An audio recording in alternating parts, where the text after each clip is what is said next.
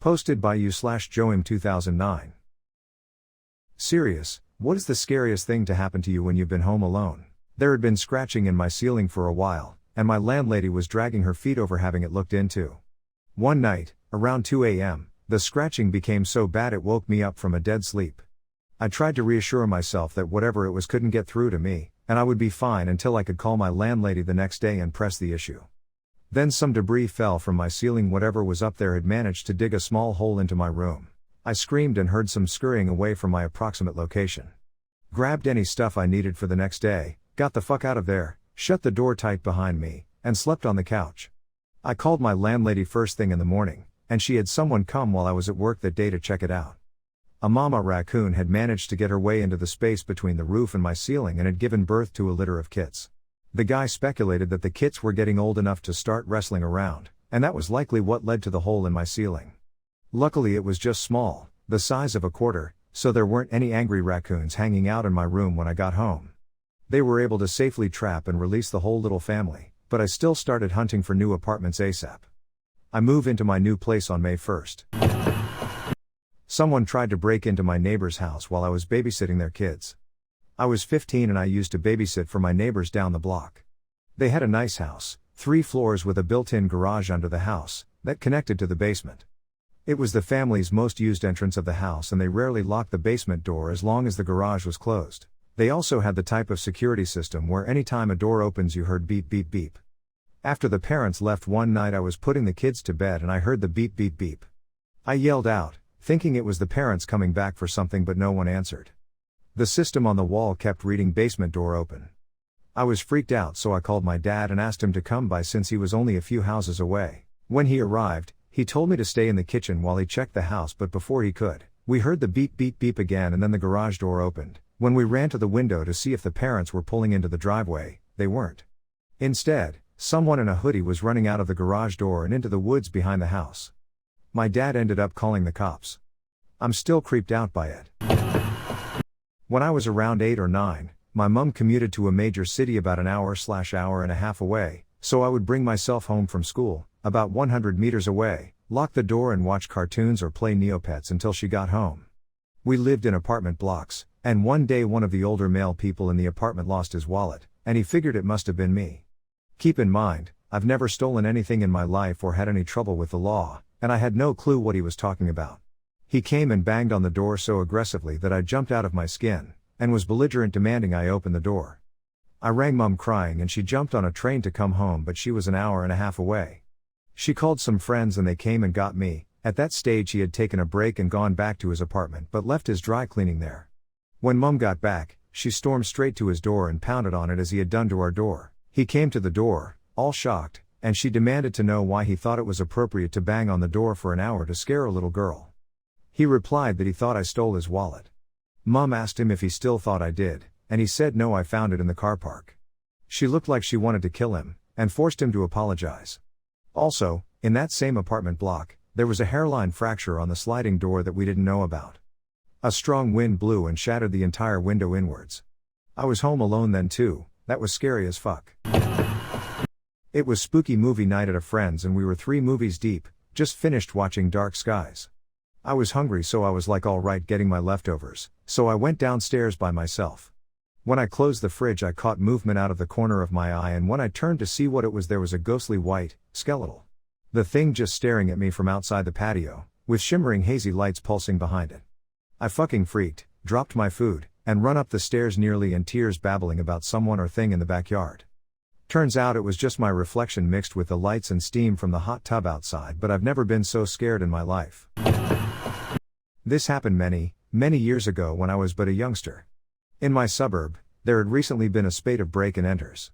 Where I live, they tend to happen suburb by suburb, like, one suburb will get hit a bunch then there will be nothing for a while. My family had gone away for the weekend, but I had stayed home because I had work. I was up at midnight watching a James Bond movie, Live and Let Die for those playing at home, with all the lights in the house turned off, and I heard a sudden and strange thud from my kitchen/living area. I instantly knew it was a weird noise. Nothing in the house made any noises like that, so it was immediately suspicious. Just as I was about to get up to go and check it out, I heard it again. That's when I realized it was the thudding of the thick glass sliding door from the kitchen to the outdoor patio. As I mentioned, all the lights are off, so I'm making my way through the house turning the lights on. When I reach the light switch to turn on the patio light, I hit all of the lights at once, including the light at my front door, which is visible from where I'm now standing. We had those glass panels next to the front door, which I could now also see out of since the light was on. There was nobody in the patio area at this time, but through the glass panels at the front door, I saw someone sprint past and out of the yard. Even though I couldn't see any detail, it was unmistakable to see that it was a person running past. It later occurred to me that they were most likely kicking the glass patio door to try and smash it and break in, as I later learned that this is one common method of entry during burglaries. I had initially assumed they were hitting it with something, but a boot would explain the deep hollow thud of the noise better than striking it with something. Was pretty spooky at the time, just that sudden realization of that is not a normal noise. Kind of crazy what your intuition knows in moments like that. My parents let me walk home from school alone when I was in 4th grade. In my now adult opinion, that's way too young. So I walk home from school. House is empty till about 5 when my parents get home. So I'm doing my usual routine, Mountain Dew Code Red, Doritos 3Ds, and Toonami on Cartoon Network. So I'm only home for about 3 minutes when I hear a knock at the door. 99% of the time I stay quiet and just wait for whoever to leave. But for whatever reason, I go to the door and call out. Who is it? Stranger dude's voice on the other side. Hey. It's your buddy Mike. I don't have a grown-ass man buddy Mike, I'm in 4th grade. My shit goes cold. Heart in my throat. Goosebumps. Cannot move, paralyzed, terrified.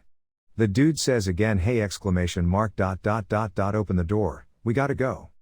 And he jiggles the door handle hard. Then he knocks again, bam bam bam. Jiggles the door handle hard again. I'm still like 1 foot away from the door.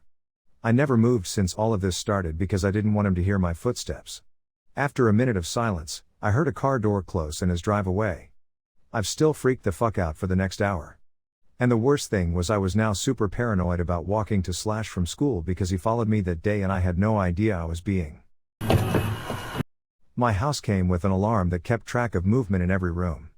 I set the alarm before bed, but I woke up in the middle of the night because it was alerting me that there was a movement going back and forth between my guest bedroom, down the hall, and into my office.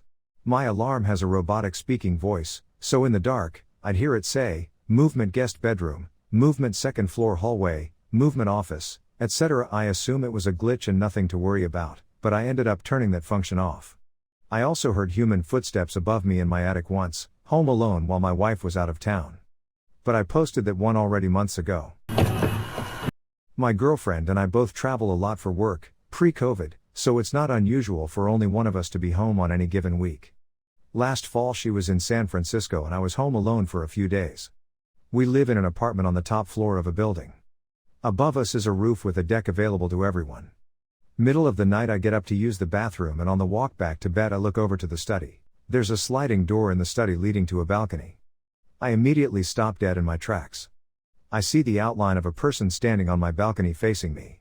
I run over, hit the lights, grab a knife from the knife block and start dialing 911. The person is a kid no more than 16. He sees me hit the lights, grab a knife and my phone and he immediately grabs the railing on my balcony and flings himself over. I run over assuming I just watched someone kill themselves only to see him safe and sound on the balcony below me. He then hurtles off that balcony. He's jumping from floor to floor. He hits the parking lot in the back of our building safely and then sprints off. Cops finally come and break up a party on the roof. Turns out he was just a drunk friend of someone on the 2nd floor and got dared to do it.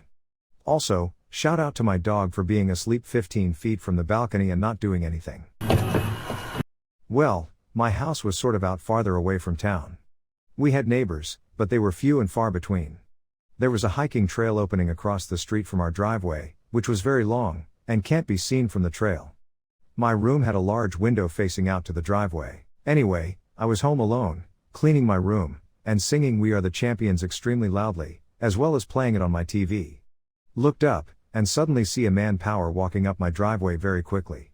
No one is home but me since there aren't any cars in the driveway. So I ran to the front door, which was open because it was hot AF outside, locked it, and closed and locked my window. Turns out bro-friend did not like that.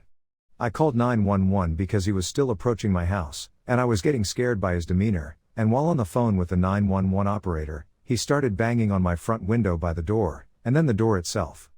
He tried kicking in the door and tried breaking the window. I went and hid in my mom's closet, because it was locked from the inside only, with a knife until the cops showed up. By the time they showed up, he was gone, and there were hand and shoe prints all over the door and front window, and some handprints on my bedroom window. They found him about an hour later walking up and down my street. He told them that he heard my pretty singing voice and just wanted to say hi. He was also drunk, but admitted to being sober at the time of the incident and started drinking after I rejected him. He also told them that he planned to come in and have some fun with me after he found that I was home alone. And that he was waiting for nighttime to come back. So yeah.